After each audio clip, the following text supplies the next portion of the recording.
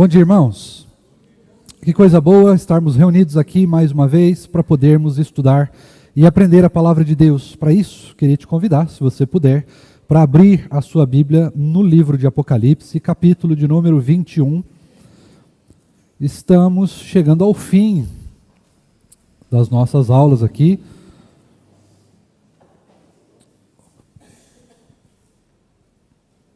Já estamos chegando a 1 ano e meio de classe. Apocalipse, capítulo de número 21.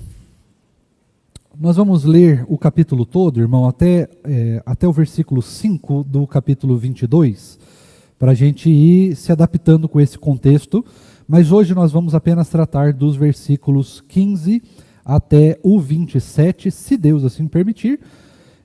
Se não chegarmos até o fim, o Narciso termina na semana que vem esse trecho que nós estamos tratando aqui. E assim nós vamos trabalhando. Mas nós já estamos acabando, acredito aí que mais umas 5 aulas. 5 aulas, acho que nós terminamos então o livro completo de Apocalipse, fazendo aí algumas considerações finais também. E quem sabe aí o que a nossa aula pode desencadear, né, ao longo de finalizado. Hoje nós temos uma notícia bacana para compartilhar com os irmãos, a partir da nossa aula aqui, ou a respeito da nossa aula, né? Nós já somos, provavelmente, a igreja que trabalhou o livro de Apocalipse verso a verso de maior qualidade técnica no YouTube hoje. Apesar de termos outros irmãos muito qualificados a respeito desse tema, nós tratamos esse tema de uma maneira tão profunda que nós conseguimos ser a maior quantidade. O livro de Apocalipse exposto pela igreja do Tarumã é a série de vídeos neste livro da Bíblia mais longa que nós temos registrada no YouTube até hoje, pelo menos dentro das visões reformadas, né?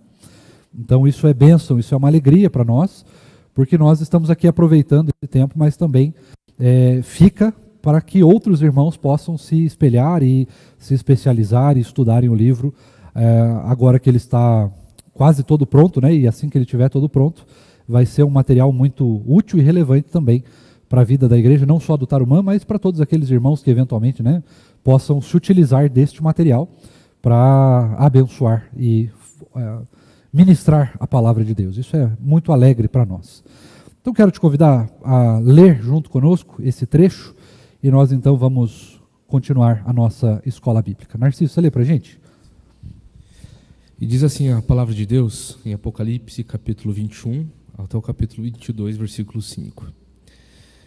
E vi um novo céu e nova terra, pois o primeiro céu e a primeira terra passaram, e o mar já não existe. Vi também a cidade santa, a nova Jerusalém, que descia do céu da parte de Deus, preparada como uma noiva enfeitada para o seu noivo. Então ouvi uma voz forte que vinha do trono e dizia: Eis o tabernáculo de Deus com os seres humanos. Deus habitará com eles, eles serão povos de Deus, e Deus mesmo estará com eles e será o Deus deles. Ele enxugará dos olhos toda lágrima, e já não existirá mais morte, já não haverá luto, nem pranto, nem dor, porque as primeiras coisas passaram. E aquele que estava sentado no trono disse: Eis que faço novas todas as coisas. E acrescentou: Escreva, porque essas palavras são fiéis e verdadeiras. Disse-me ainda: Tudo está feito. Eu sou o Alfa e o Ômega, o princípio e o fim. Eu, a quem tem sede, darei de graça da fonte da água da vida. O vencedor herdará essas coisas, e eu serei o Deus dele, e ele será o meu filho. Quanto, porém, aos covardes, aos incrédulos, aos abomináveis, aos assassinos, aos imorais, aos feiticeiros, aos idólatras e a todos os mentirosos, a parte que lhes cabe será no lago que está queimando com fogo e enxofre, a saber, a segunda morte.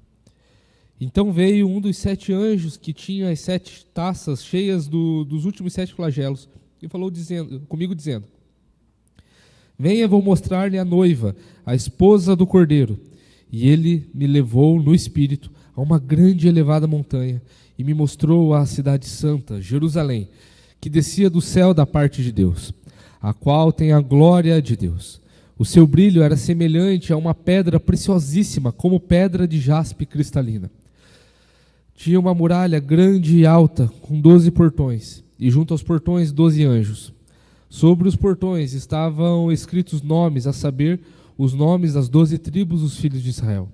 3 portões se achavam ao leste, 3 ao norte, 3 ao sul e 3 a oeste. A muralha da cidade tinha 12 fundamentos, e sobre estes estavam os 12 nomes dos 12 apóstolos do Cordeiro. Aquele que estava comigo tinha por medida uma vara de ouro para medir a cidade, os seus portões e a sua muralha. A cidade tinha a forma de um quadrado, de comprimento e largura iguais, e mediu a cidade com a vara, e tinha 12.000 estádios. O seu comprimento, largura e altura são iguais. Mediu também a sua muralha, e tinha 144 côvados, pela medida humana que o anjo usava.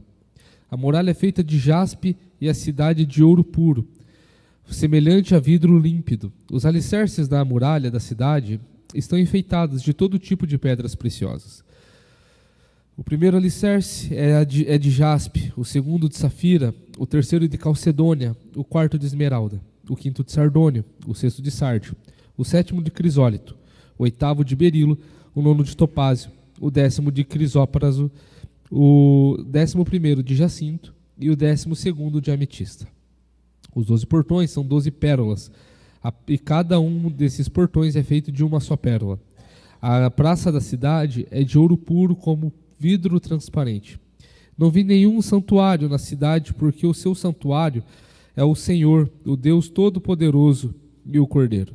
A cidade não precisa de sol, nem da lua para lhe dar claridade, pois a glória de Deus a ilumina, e o Cordeiro é a sua lâmpada. As nações andarão mediante a sua luz, e os reis da terra lhe trazem a sua glória. Os seus portões jamais se fecharão de dia, pois nela não haverá noite, e lhe trarão a glória e a honra das nações.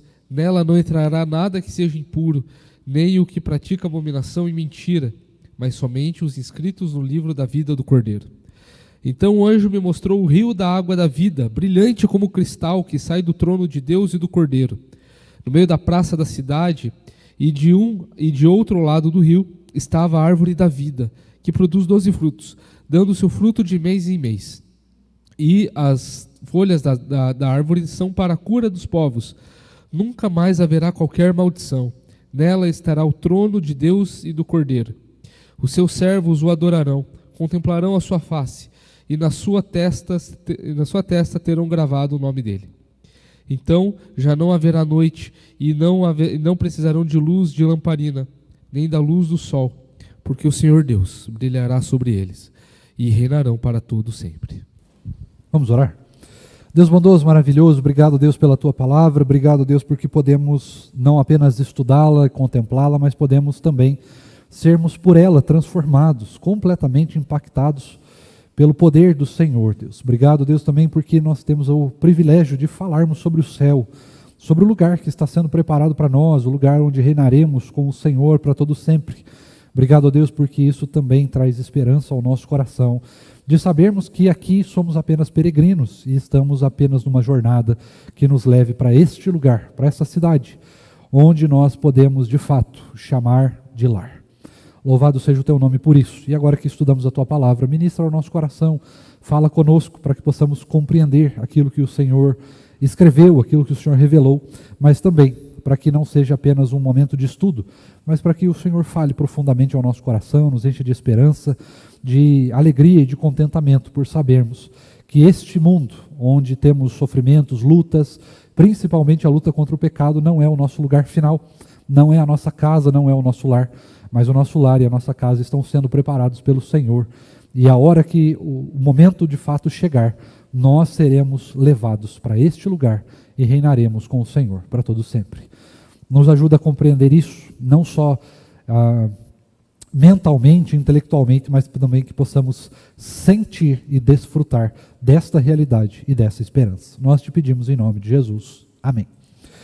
Irmãos queridos, só quero relembrar que todo o texto que nós estudamos no livro de Apocalipse é um texto simbólico. Portanto, não é algo literal, não é algo que nós possamos interpretar de maneira literal, e por causa disso nós precisamos compreender estes símbolos possamos aplicá-lo na nossa realidade e possamos então perceber sobre o que de fato o texto bíblico está nos falando. Lembramos também que esta é uma realidade, o texto bíblico é uma realidade que demonstra para nós apenas uma parte do símbolo. Nós nem podemos compreender a totalidade do que João está vendo aqui, porque nós bem sabemos que não existem palavras humanas para descrever o que ele estava vendo de fato. E, portanto, nós usamos então aquilo que é mais semelhante, aquilo que mais nos parece, aquilo que nós temos condições de explicar por meio da linguagem. E nós temos que também lembrar que nós estamos na última parte do livro de Apocalipse, que é dividido em 7 fases, em 7 partes. E essas 7 partes contam a mesma história do começo ao fim. E essa história é a partir do momento em que Cristo sobe aos céus até o momento em que ele voltará. A diferença é que o texto conta para nós essas 7 partes, essa mesma realidade em 7 partes, acrescentando novos atributos, novos detalhes. Quadro pintado 7 vezes. Né? E nós estamos então terminando essa última parte, falando a respeito da nova Jerusalém celestial, falando de como será este lugar onde nós vamos habitar, onde nós moraremos, a cidade santa, o novo céu e a nova terra, a nova criação de Deus, essa que será totalmente transformada, reconstruída, né, e ressignificada, para que apenas o povo da aliança, o povo eleito de Deus, possa habitar juntamente com Cristo.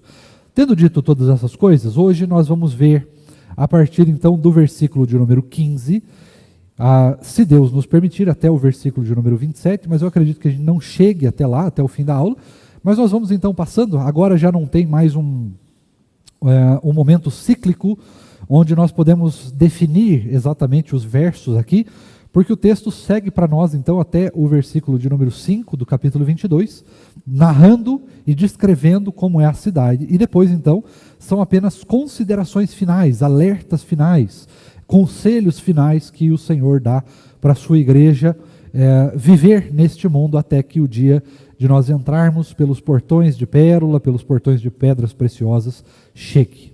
Tá certo? Vamos começar então. Narciso, você lê para a gente o versículo de número 15, por favor? Aquele que falava comigo tinha por medida uma vara de ouro para medir a cidade, os seus portões e a sua muralha. Beleza, então vamos traduzir aqui. Quem estava falando com João? O mesmo anjo que apareceu na primeira parte do capítulo 21, era o anjo que estava falando com João. Este anjo era o último anjo que segurou as taças, né, que derramou, é o anjo que derramou a última das taças, das 7 taças da ira de Deus. Então este anjo, que outrora derrama a ira de Deus, agora vem demonstrar a esperança para a igreja. Demonstrando que Deus, ele, como nós já falamos várias vezes, né? Deus é amor, mas ele também é justo.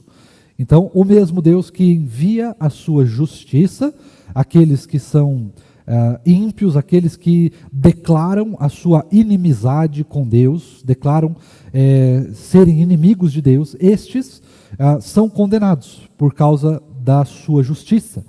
Porém, o mesmo anjo, o mesmo Deus que julga, o mesmo Deus que é justo, o mesmo Deus que condena, também é o Deus que demonstra o seu amor para com os seus eleitos, para aqueles que creem no seu nome, para aqueles que creem na sua obra. Todos aqueles que creem não perecerão, mas terão a vida eterna. O mesmo Deus então manda o seu anjo para falar com João, para demonstrar agora a cidade, para fazer um tour. Aqui nós vamos ler basicamente um trecho onde nós vamos ser contemplados com a realidade de uma visita turística à Nova Jerusalém Celestial. Algo assim para a gente ter um gostinho, né? um pequeno vislumbre daquilo que nós realmente viveremos lá. Então a primeira coisa que nós temos aqui é a medição. Nós vamos então passear pela cidade com o anjo que vai medir as suas fronteiras, que vai medir ali o seu muro, a extensão dessa cidade. Lembrando que nós temos aqui apenas linguagem simbólica, figurativa, algo que demonstra grandiosidade, demonstra o tamanho da cidade, algo que é imenso, inesgotável, infinito, algo que não tem dimensões reais. O que nós vamos ver aqui não são dimensões reais, embora nós possamos fazer vários cálculos nesta parte do trecho de Apocalipse, nenhum desses cálculos quer demonstrar a exatidão do tamanho da cidade. Eles querem demonstrar apenas a perfeição da cidade e também o seu tamanho colossal, demonstrando para nós que ela abriga todos os eleitos. Ela tem lugar para todo mundo, tem lugar para todo aquele que crê em Jesus. É isso que nós vamos ver. Mas eu quero lembrar você que o anjo está carregando uma vara de medir, uma régua, vamos chamar assim, mas era um tipo de bastão. Tá? A ideia aqui é um tipo de bastão que era utilizado para medir. Esse bastão provavelmente tinha alguns, como se fosse a nossa trena, era um pedaço de madeira, e ali você fazia uns risquinhos que demonstravam ali quantidade de tamanho, né? Volumes de tamanho. Normalmente, na época antiga, os tamanhos eram medidos da ponta aqui do polegar até o antebraço, até o cotovelo. Era isso aqui uma medida. Eles chamavam de côvado. Lembra disso? A Arca de Noé tinha tantos côvados, outras especificações de tamanho, né? Ao longo do Antigo e do Novo Testamento são traduzidos por côvados, por medidas. E aí nós temos então as medidas convencionais que foram traduzidas no texto bíblico, que não são as medidas originais usadas no grego antigo, mas que traduzem para nós uma ideia de quanto era o que João estava revelando para nós como tamanho. Ele vai usar algumas medidas ali, nós vamos fazer alguns cálculos aqui, para que a gente possa olhar. Mas era então um bastão que o anjo estava carregando. Este bastão é de ouro. Então isso significa para nós que é um bastão já com os elementos da nova Jerusalém celestial.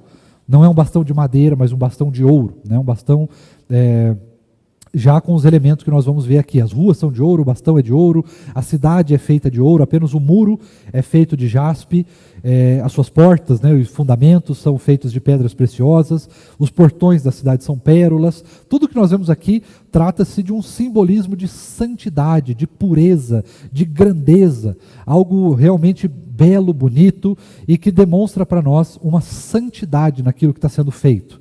Algo que é celestial, que é imanente, que não é simplesmente uma questão literal. Tá? Então é por isso que nós já aprendemos aqui que o bastão é feito de ouro.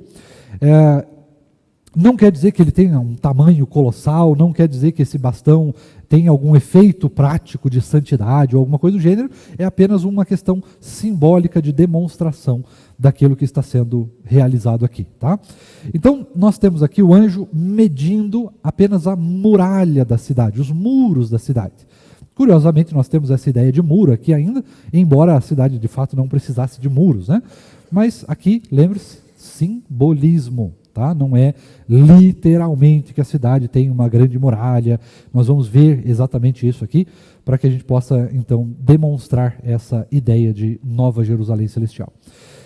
Algumas coisas aqui a gente tem que lembrar que nós estamos falando de conceitos, não apenas da literalidade. Tá? Não é apenas do símbolo também, mas é um conceito que o anjo traz para nós, para que a gente possa avaliar. Tá?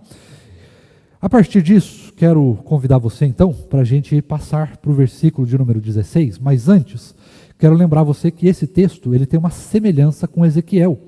Caso os irmãos lembrem das aulas de escola bíblica aqui no templo, nas quartas-feiras, há algum tempo atrás nós vislumbramos textos semelhantes, textos que medem a cidade, que são textos referência para nós quando estudamos a Nova Jerusalém Celestial. Tá? Nós já estudamos isso em alguns textos da Bíblia, mas da Bíblia, mas a referência que nós temos aqui é o texto de Ezequiel, onde vai também trazer uma ideia de medição da cidade, tá certo?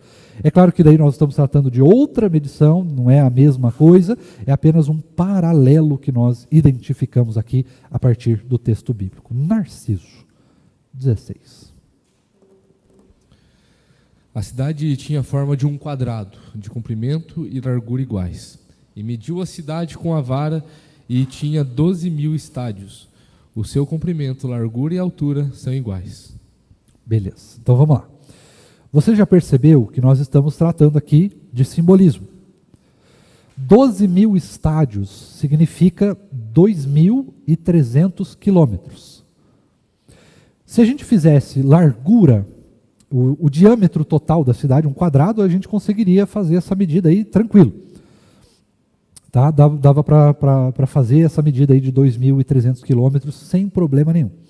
O problema seria o seguinte: se a gente levar essa ideia como algo literal, a camada que nós temos do chão, do solo da Terra, até a nossa atmosfera dá apenas 380 quilômetros, mais ou menos.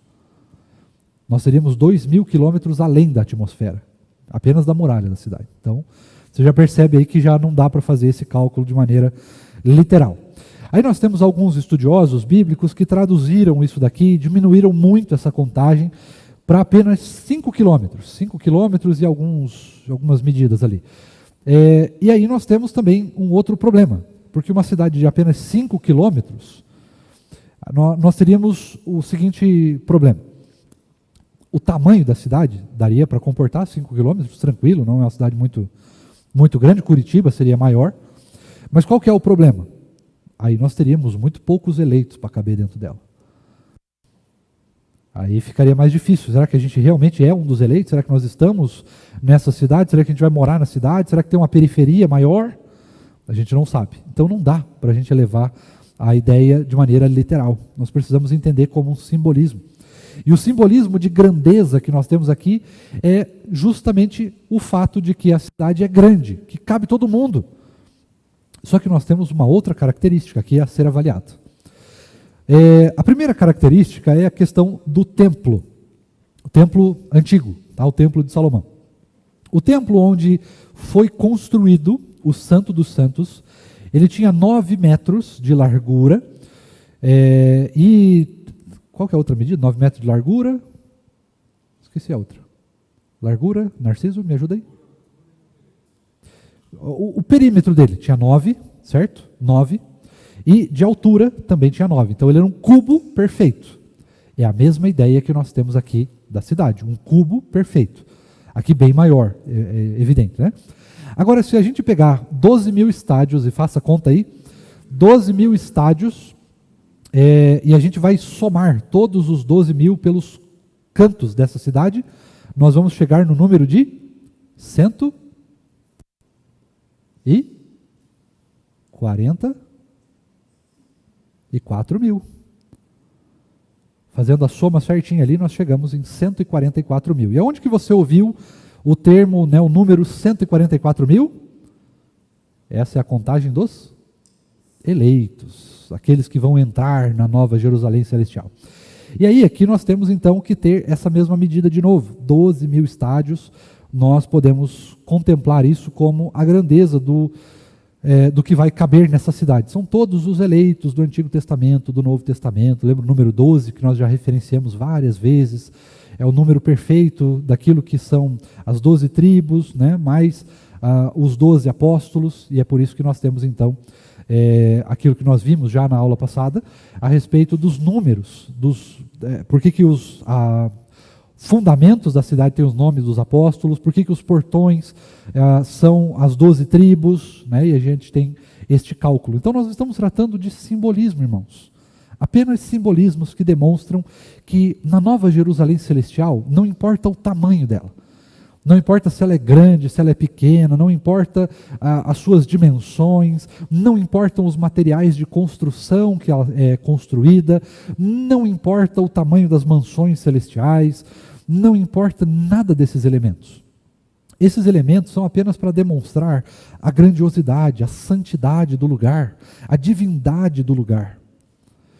Mas os elementos nada têm a ver com o propósito da cidade. O propósito da Nova Jerusalém é que todos os eleitos de todas as eras, todos aqueles que creem em Jesus, têm um lugar para chamar de lar. É onde todos nós moraremos. E é claro que aqui se trata apenas de simbolismo, para demonstrar então de fato que este lugar é perfeitamente feito para a igreja, é perfeitamente construído para nós. Ele é grande, porque ele cabe todo mundo. Ele é robusto, ele é bonito, ele é belo, porque ele cabe às coisas da grandeza de Deus.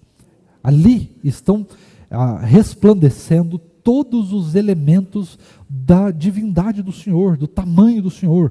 É para contemplar grandeza mesmo. O lugar é imenso, é gigantesco, é enorme. Ele é santo, ele é belo, ele é bonito, sobre todas as medidas. Porque não é para caber medida nele. É para caber apenas a ideia de esperança de que nós temos preparado para nós um lugar onde Deus habita.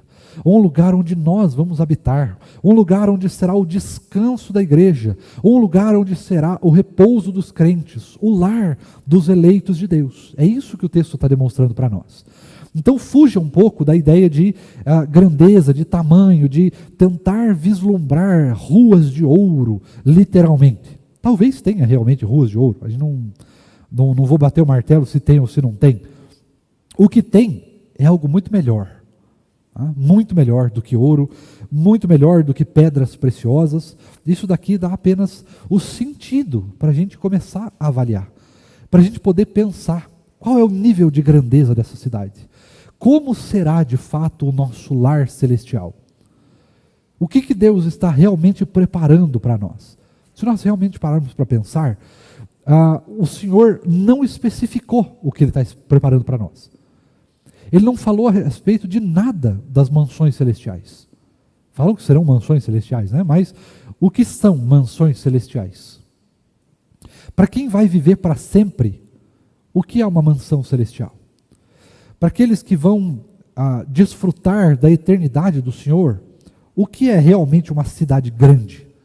O que é realmente o que Deus está preparando para nós? Como será esse lugar? Porque o Senhor não deu muitos detalhes. E se nós levarmos pelo lado do simbolismo, nós vamos apenas olhar ali, tem ruas como de ouro, a praça é semelhante ao ouro polido, né, como vidro derretido. Nada disso faz jus ao que realmente será. Nada disso faz jus ao que Deus realmente está pensando. Isso aqui é apenas um demonstrativo. Olha, vocês podem começar a imaginar a partir disso. É apenas o início da imaginação. Apenas o início do exercício de imaginação que nós vamos fazer. Porque nós, mesmo imaginando muito, não chegaremos nem perto daquilo que João provavelmente viu. Porque a ideia de Deus não é demonstrar como que será o lugar. A ideia de Deus é demonstrar que não importa o quanto a gente imagine, o que Ele está preparando para nós vai ser muito melhor, muito superior à nossa imaginação. Por que vai ser muito superior? Porque o que Deus está preparando para nós não se trata apenas de um lugar físico, mas se trata de um lugar onde as condições, as limitações que o pecado nos impõe, não vão mais existir. Por isso não importa o quanto a gente tente imaginar o que está sendo preparado. Nós, mesmo com a nossa imaginação ao máximo, até mesmo a nossa imaginação está limitada pelo pecado. Então não importa o quanto a gente imagine, sempre vai ser limitado. Agora, o lugar que nós vamos morar, o lugar que Deus está preparando para a gente, é o lugar santíssimo, extraordinário, miraculoso, fantástico. Porque é o lugar que está sendo preparado sem as limitações do pecado. Imagine o seu corpo sem limitações do pecado. Imagine os seus sentidos sem as limitações do pecado. Imagine a sua imaginação sem as limitações do pecado. Imagine tudo que você pode ver, sentir, experimentar, viver sem as limitações do pecado. Imagine o que Deus está preparando para nós sem as limitações do pecado. É um lugar grande, porque cabe todo mundo. Todos aqueles que creem no Senhor Jesus cabem nesse lugar. Haverá espaço para todo mundo. Haverá lar para todo mundo, casa para todo mundo, espaço para todo mundo. Haverá coisas para fazer para todo mundo. E nós vamos desfrutar do Senhor, porque o Senhor habitará neste lugar com perfeição absoluta. É o Senhor que vai preencher este lugar, com a sua luz, com a sua glória. É o Senhor que vai preencher com a sua presença, com a sua santidade. É um lugar extraordinário. Este lugar está sendo preparado para nós. E o Senhor não deu muitos detalhes, justamente para que a gente possa nos deleitar a ideia de imaginar como será o lugar que Deus está preparando para nós, sem as limitações do pecado. Narciso? 17. Mediu também a sua muralha, e tinha 144 côvados, pela medida humana que o anjo usava. Então ela é grande, ela é maior, ela é uma muralha reluzente, ela é bela, ela é formosa, e ela demonstra para nós não a ideia apenas de uma muralha, porque a cidade santa não precisa de proteção. A partir do momento que nós chegarmos à Nova Jerusalém Celestial, quando o pecado cair, quando todas as coisas caírem, quando todos os condenados forem julgados, quando não houver mais demônios e seus seguidores, nada disso é para nós mais um problema. Então a cidade não precisa de segurança. Não vai ter invasão, não vai ter exército inimigo, não vai ter guerra, não vai ter morte, não vai ter nada dessas coisas. A muralha apenas é um sentido de representação do lugar. É uma delimitação de lugar. Não significa proteção, não significa aqui a ideia que nós temos hoje de muros. Significa apenas que é um lugar cercado. Não necessariamente por um muro de fato espesso, grandioso, extraordinário, poderoso, indestrutível, mas se trata apenas de um lugar delimitado. Um lugar onde nós vamos experimentar a glória de Deus. É isso que o texto está dizendo para nós. Esse lugar, ele está cercado, protegido. Vocês estarão seguros lá. Lembre-se que os nossos irmãos do passado estavam enfrentando perseguições. Então, a demonstração aqui do que Deus está revelando é que nós não vamos mais precisar de segurança, porque nós estaremos perfeitamente seguros. Essa é a ideia da muralha. Não pense a muralha como algo simplesmente literal apenas. Pense a muralha como algo espiritual, como uma ideia espiritual de segurança.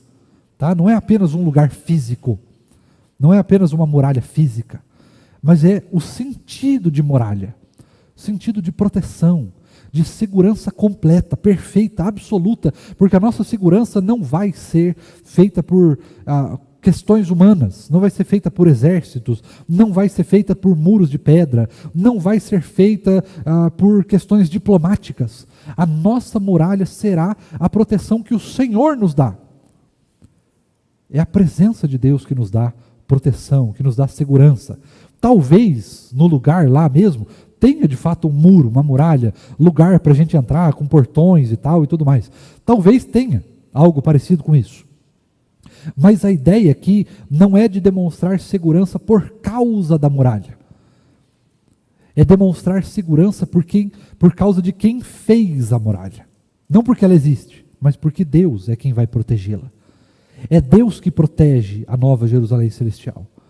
É Deus que vai nos dar segurança. Lá não tem perseguição, lá não tem demônio, lá não tem opressão, lá não tem morte, não tem guerra, não tem batalha, não tem necessidade de segurança, não tem bandidos, ladrões, furtadores, nada do gênero.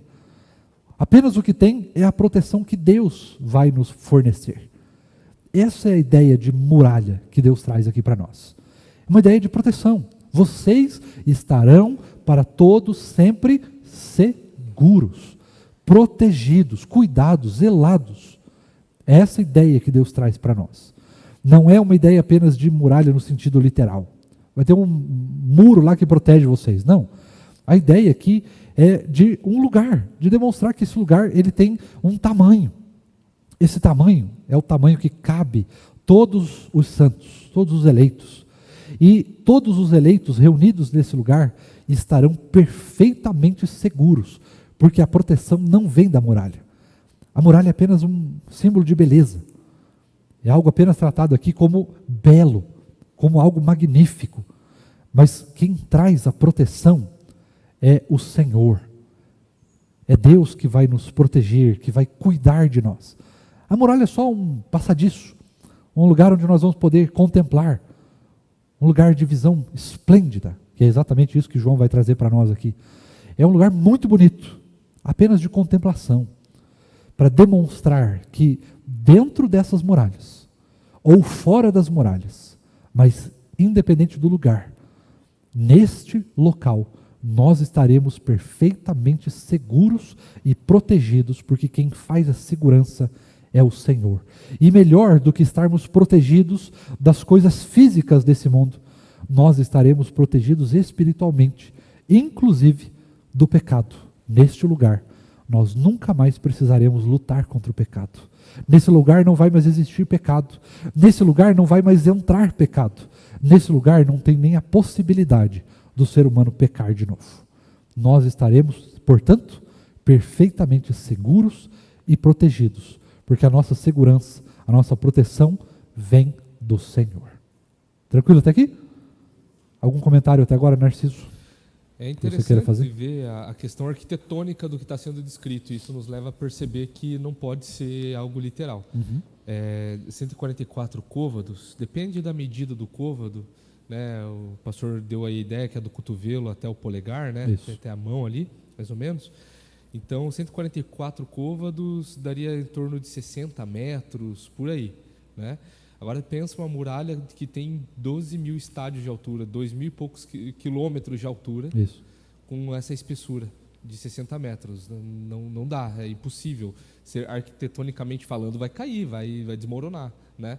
Então aqui a gente vê a questão simbólica muito forte, né? Lembrando da igreja de Sardes, né? A igreja de Sardes era uma igreja que ela, no seu histórico, ela era muito protegida ao longo da sua história, mas aconteceram 2 eventos onde, através de uma falha na sua segurança, nos seus muros, elas foram devastadas por povos inimigos na antiguidade, num passado próximo, ali onde ela, no momento aqui de Apocalipse, né? Então, tanto que o pedido de Jesus ali, a ordem de Jesus é vigiai para essa igreja. Então, elas sabiam justamente o que era de segurança, e sabiam que essa segurança humana era falha também, que elas estavam sujeitas ao inimigo. Então pensa, uma igreja que ouve isso, que vão morar numa cidade onde a segurança ela é eterna, onde ela vai contemplar todo mundo ali, que são dos verdadeiros crentes.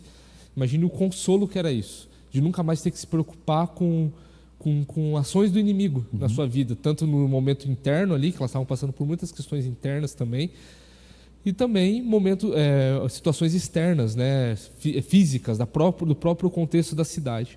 Mas aquela igreja ali estava recebendo uma promessa também de ficar tranquila, de não ter mais que ter problema no futuro, de que inimigos viriam, mas que naquele momento o importante era vigiar, porque aguardando esse momento de segurança eterna aí junto com Jesus. Isso. 17.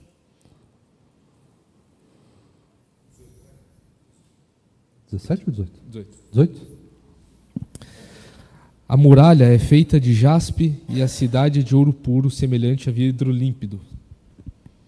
Então aqui nós temos 2 descrições. A cidade é feita de ouro.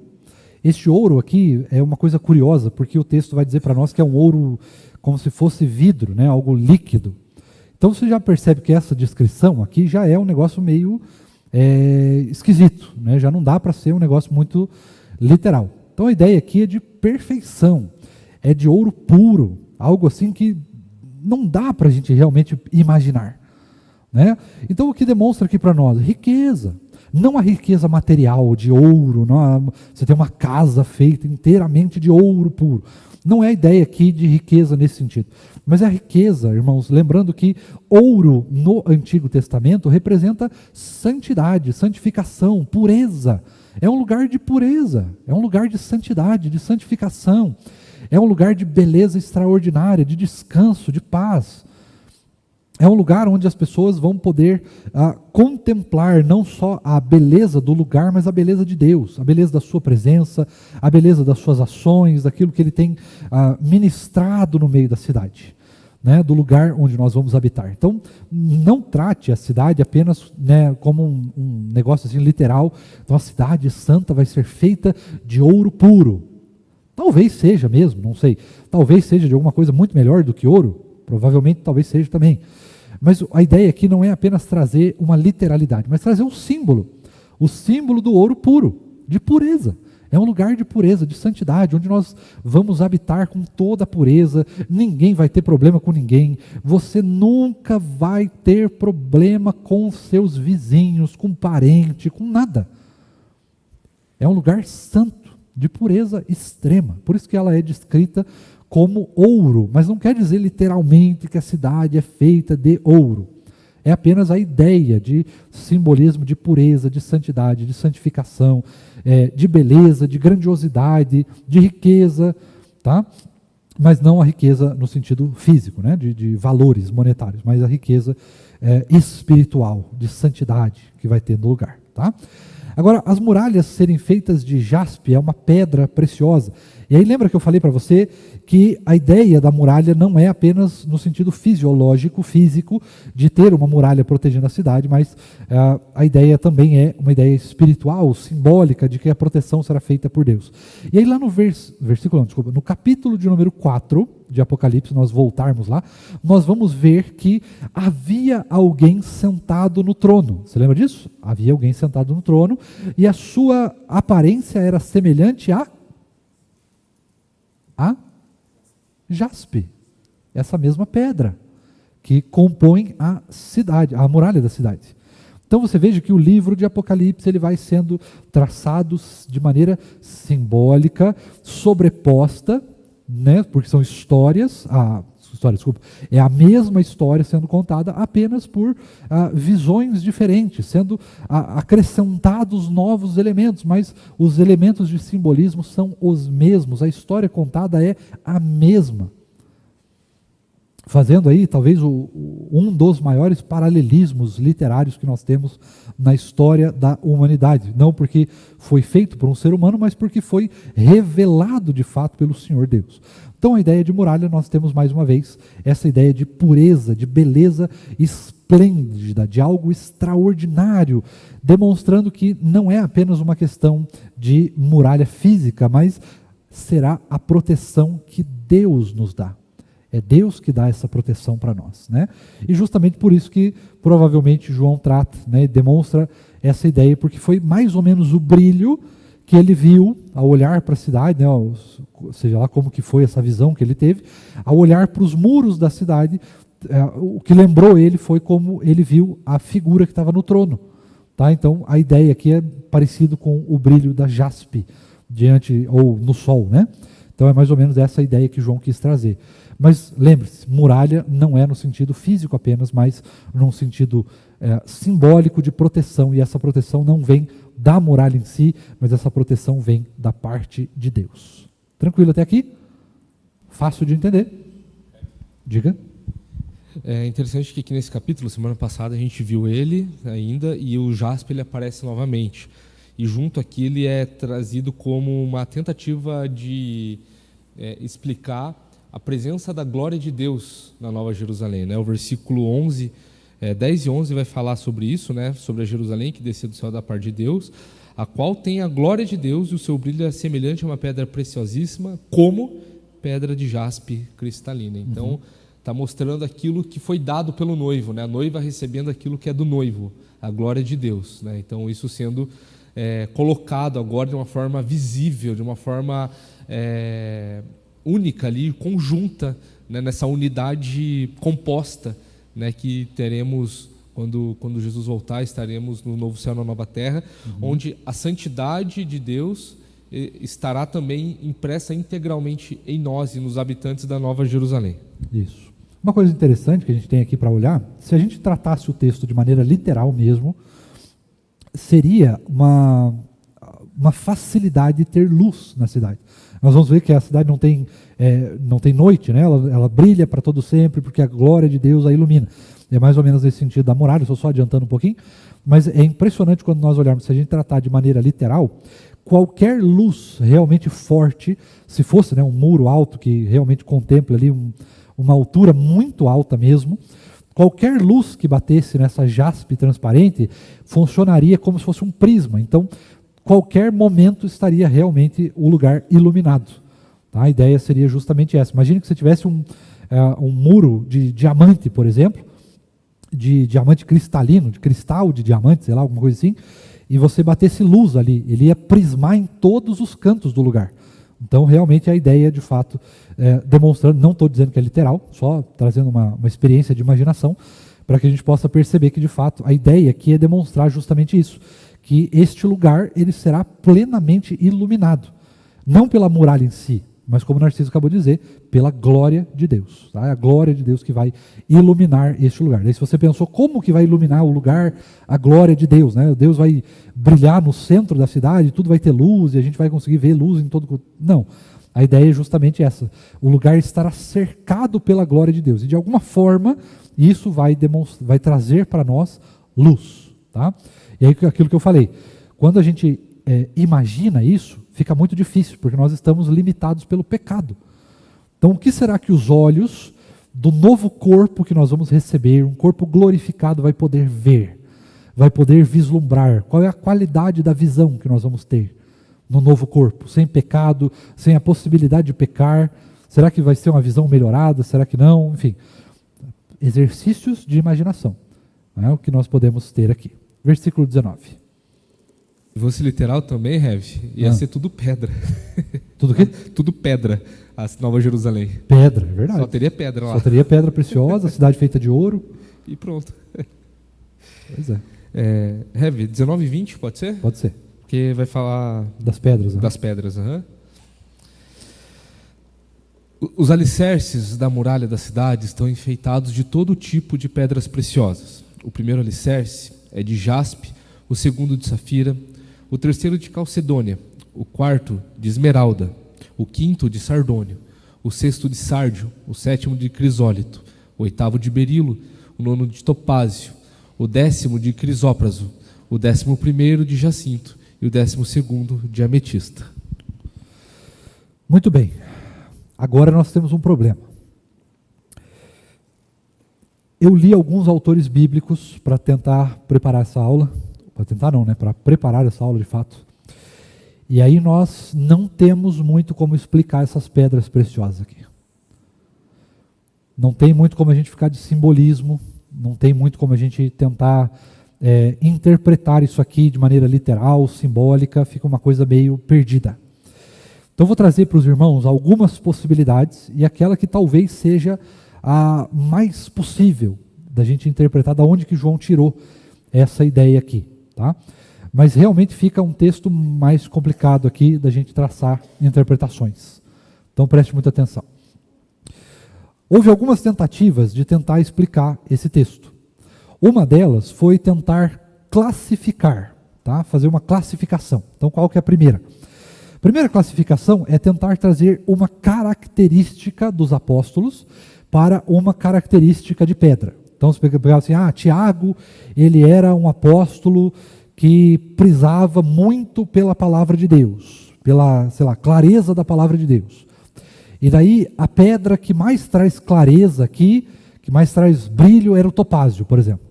Então, né, você vê assim, fumou um baseado muito louco, né, para tentar imaginar que alguma característica de apóstolo tinha alguma característica com as pedras. Tá? Então, nada a ver. Viagem completa e absoluta. Alegoria. Isso aí é viagem mesmo. É assim, eu não sei explicar, então eu vou tentar dar um jeito aqui, só para não parecer que eu sou meio ignorante. Então eu vou tentar achar um jeito de explicar isso aí. Isso aí, eu diria que é alegoria, o sentido literário é alegoria, mas fazer isso com o texto bíblico é pecado. É pecado. Não dá para a gente fazer isso daí. Isso é muito perigoso. Em Heavy, nisso a gente vê a diferença muito clara numa interpretação dessa do que é simbolismo e do que é alegórico. Exato. Tipo assim, pegar a ideia e forçar o texto naquilo que o texto não está dizendo, né? Exato. Então, assim, aí está um exemplo muito claro, porque tipo, em vez de pegar, por exemplo, o topázio como um símbolo de algo real que a gente encontra na Bíblia, que aconteceu, isso é um símbolo. Isso. Mas falar assim, que por causa que brilha e que é claridade, não sei o quê, isso representa tal apóstolo, porque ele... Cara, isso daí realmente é algo que é descredibilizar o que o texto bíblico está querendo dizer. Exato. Porque assim, não é essa a visão que os primeiros leitores tinham da Bíblia. Não era. Tipo, isso daí é uma tentativa moderna de tentar explicar o texto só para explicar o texto. Isso. Mas isso não interpreta o texto, não explica realmente o que o texto está querendo dizer na sua inspiração. Exato. E esse é o cuidado que a gente tem que ter quando o texto ele força para ser alegórico e não simbólico, que são dois estilos literários extremamente diferentes. A gente defende aqui o símbolo, que representa uma realidade, não uma ideia simplesmente que pode ser isso e tal, e forçar o texto bíblico. Não é isso que é interpretação bíblica. Exato. Mas se você achou que a primeira é ruim, você vai achar a segunda pior ainda. Você lembra que nós falamos sobre os nossos irmãos dispensacionalistas, aqueles que vão acreditar numa literalidade do livro de Apocalipse, que esse livro ele trata das eras do mundo, né, e não necessariamente de apenas um contexto simbólico que se passa da primeira vinda de Cristo até a segunda. Tá? Então, eu encontrei, talvez seja a pior interpretação bíblica que eu já tinha ouvido na minha vida a respeito desse texto. Os irmãos já ouviram falar de bodas.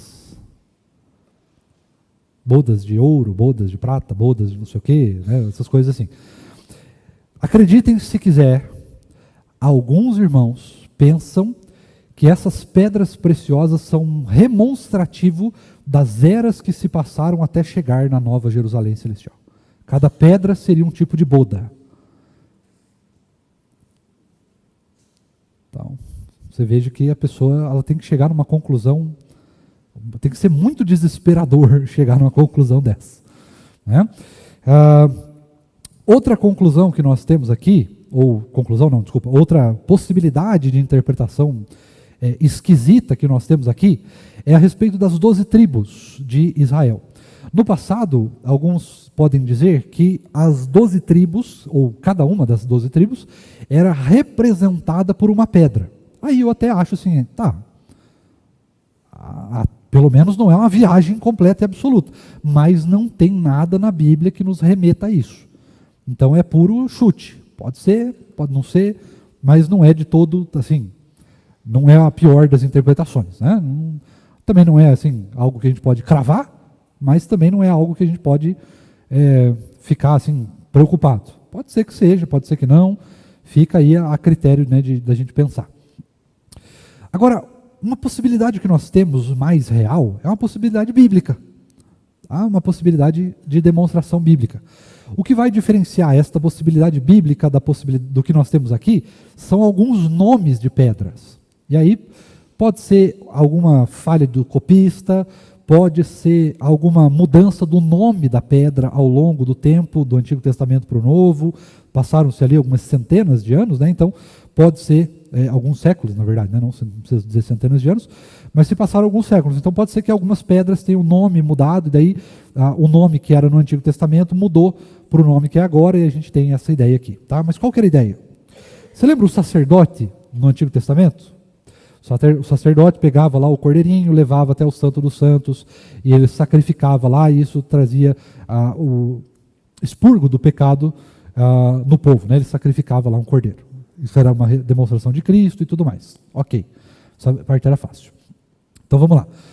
O sacerdote, segundo o texto de Isaías, ele vai dizer para nós que os sacerdotes eles usavam, não segundo o texto em si, tá? A referência bíblica das pedras está em Isaías. Então, os sacerdotes naquela época tinha a possibilidade de usarem um tipo de uma corrente. E essa corrente, ela tinha 9 pedras preciosas. Alguns vão dizer 12, alguns vão dizer 9, daí fica aí a contagem para para a gente tentar a possibilidade, tá? Mas a ideia era que sejam 9 pedras preciosas, e essas 9 pedras preciosas que aparecem na corrente, aparecem aqui, nesse texto. Então o que a gente poderia fazer um paralelo? Fazer um paralelo de que, para entrar na Nova Jerusalém Celestial, nós precisamos passar pela glória de Deus, nós precisamos passar pelo Senhor, nós precisamos passar pelo crivo de Deus. E quem é o sacerdote do povo de Deus? Não são mais os sacerdotes do Antigo Testamento.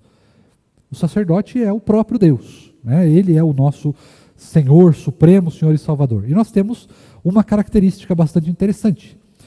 O Senhor Jesus, ele era profeta, rei e sacerdote, né?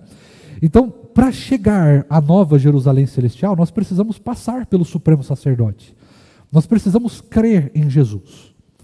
E aí, talvez, a ideia aqui, trazendo para nós uma possibilidade de interpretação, é que as pedras preciosas demonstram a santidade de Cristo, tá? A santidade de Jesus.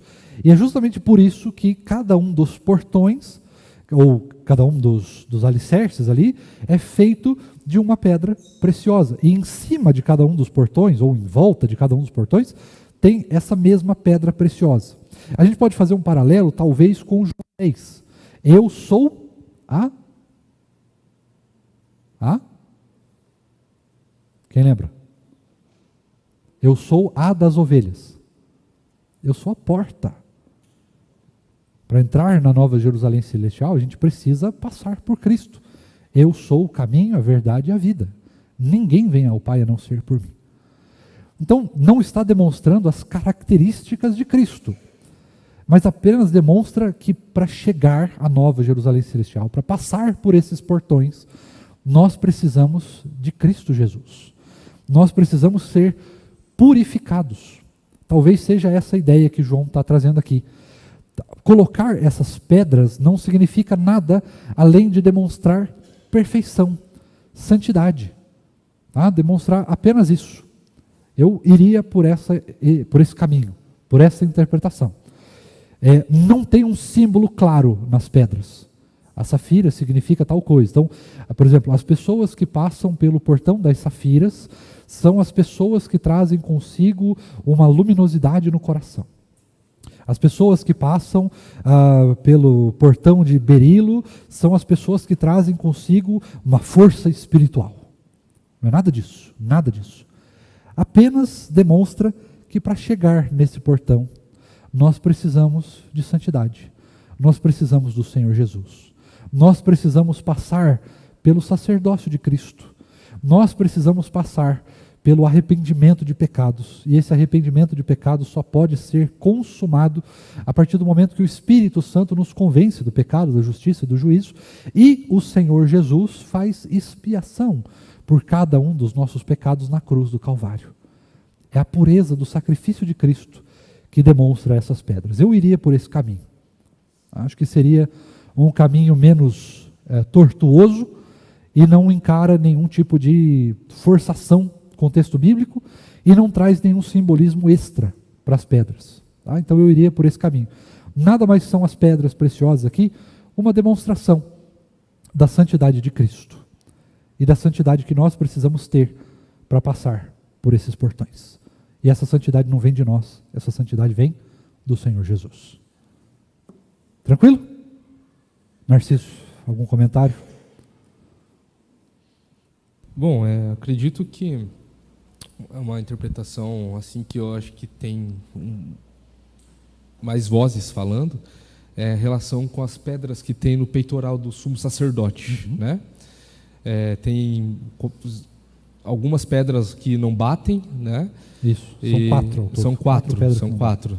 Eu tenho uma relação aqui, deixa eu dar uma olhada, que é o rubi, a turquesa, a ágata e a ônix, né? São essas daí. Mas dependendo das versões da Bíblia, ao longo, né, dos séculos e tudo mais, algumas pedras na tradução que a gente usa ficam mesclando e intercalando como se fossem traduções uma da outra, então acaba se encaixando isso. Também tem a questão cultural, que uma pedra se chamava de tal jeito, numa cultura, passando-se em outra cultura, com o tempo passando também, mudou o nome, né? Tem várias essas interpretações, e seguindo por uma interpretação que tem essa relação com o sumo sacerdócio, e que está representando ali o povo de Deus no Antigo Testamento, com certeza isso apontando para Jesus, que é o Cordeiro, que tem o trono, que é muito enfatizado. Semana passada falei sobre isso, né? São 7 vezes nesse finalzinho que o Cordeiro é mencionado, né? Dizendo sobre a sua totalidade, a sua presença uniforme aqui, né? Então, muito provavelmente essas pedras elas estão representando novamente a totalidade do povo de Deus, sendo ali agora conduzidas pelo Cordeiro, porque é esse sumo sacerdote perfeito, né? Então, acredito que uma interpretação dentro da Escritura, a Bíblia ela é perfeita, mas ela precisa, a interpretação precisa acabar dentro da Bíblia, não fora. Por exemplo, os dispensacionalistas acreditam que as eras da igreja são as 7 igrejas ali, né? E aí tem uma forçação muito grande para encaixar cada era da igreja dentro das 7 igrejas, que agora a gente está na última, que é a Laodiceia, só esperando Jesus voltar, né? Então isso daí é alegorizar, trazer a ideia fora da Bíblia, como se fosse uma moralzinha da história, para permanecer fiel ali no que a palavra de Deus está dizendo, que é a lei, o que o texto bíblico está ensinando, né? Então, a Bíblia ela tem a sua interpretação, mas ela precisa acabar dentro da própria Bíblia, ela precisa ser textual. Então, acredito que talvez, e digo isso com muita humildade e com incertezas também, de que aqui as pedras elas estejam mais relacionadas com essa representação do sumo sacerdote como uma ponte lá do Antigo Testamento, trazendo que toda a igreja, desde o Antigo Testamento até o estado eterno, é o que contempla o povo de Deus. Esse é o povo de Deus que é colocado na Nova Jerusalém, né? E disso está contemplado todos os crentes de todas as épocas, fazendo também essas ligações com os 12 portões com os nomes dos 12 patriarcas e os 12 fundamentos com os nomes dos 12 apóstolos, né? Isso daí é extremamente importante para entendermos a totalidade do povo de Deus. Exato. Perfeito. Irmãos queridos, nós vamos encerrar nossa aula por aqui. Chegamos ao fim, e aí eu abro então agora para perguntas. Se alguém puder dar uma olhada lá no YouTube, se temos algumas, se não, os irmãos aqui podem levantar uma das mãos, o microfone chega até você, e aí você pode participar da aula se você tem alguma dúvida, algum comentário, convite para o almoço.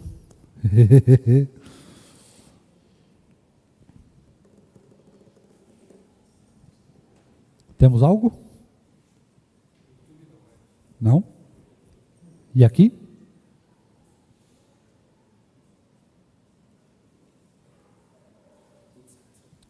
Vamos encerrar então? Oremos, pois, ao Senhor. Quero convidar o presbítero Paulo, está por aqui? Presbítero Paulo, o senhor pode orar para nós, encerrando a aula de hoje, por favor? Pai, muito obrigado a Deus, porque o Senhor nos trouxe até a tua casa para, junto com o teu povo, com a tua igreja, aprendermos um pouco mais da tua palavra. Somos gratos, porque o Senhor tem levantado pessoas para que aqui estejam, como o pastor Patrick, o Narciso, que tem se preparado, tem buscado, Pai, diante do Senhor, sabedoria, para poder nos ensinar e para poder expressar realmente o que a tua palavra tem para nos dizer. Pai, nós sabemos que este livro, Pai, que temos estudado, é um livro que nos desafia a realmente a deixarmos tudo aquilo de ruim que está em nós, ó Deus, para que possamos ser santificados no Senhor, para sermos transformados, Pai, nesta caminhada de vida que temos, Pai, para buscar, Pai, o Senhor. Temos que enfrentar, temos que lutar para conseguir trilhar nos seus caminhos e alcançarmos este alvo, que é a morada celestial, ó Deus. Muito obrigado, ó Deus, por este momento. Continua conosco neste domingo, falando aos nossos corações, Pai, e que possamos à noite estar aqui novamente para continuarmos a ter uma vida de louvor ao Senhor, nos reunindo com os nossos irmãos para glorificarmos o teu santo nome. Fica conosco, nos abençoe, nos guarde. Oramos no nome de Jesus. Amém, Senhor. Amém. Deus abençoe, queridos irmãos, e até a noite, se assim Deus nos permitir. Bom domingo a todos.